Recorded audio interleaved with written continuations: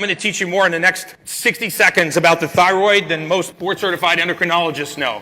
I call it Hashimoto's nonsense, pushing thyroid medication. You want to talk about a pandemic in this country? We have a pandemic of medicating organs in the body that have done nothing wrong.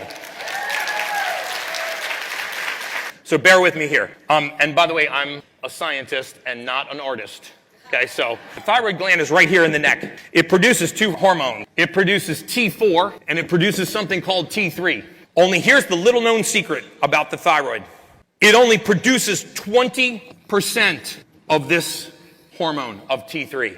But wait a second, we're diagnosing hypothyroid, but it's only responsible for 20% of the thyroid in my bloodstream. So the question is, where does the rest of it come from? Where does the 80% come from?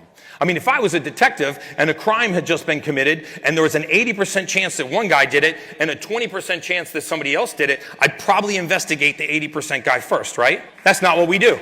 We immediately hold the thyroid responsible for a crime it only has 20% chance of committing. So where does the rest of that hormone come from? In Hashimoto's, it comes from T4. It's methylated. This doesn't even happen in the thyroid. Yet when it's low, we medicate the thyroid. The only guarantee if you're on thyroid medication is that your dosage will increase. That's the only guarantee. Why? Because you are killing the thyroid.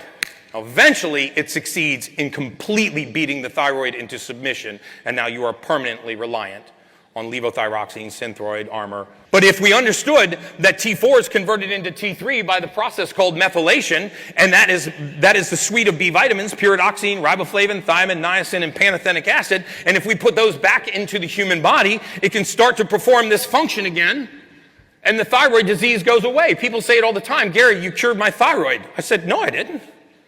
There was nothing wrong with your thyroid.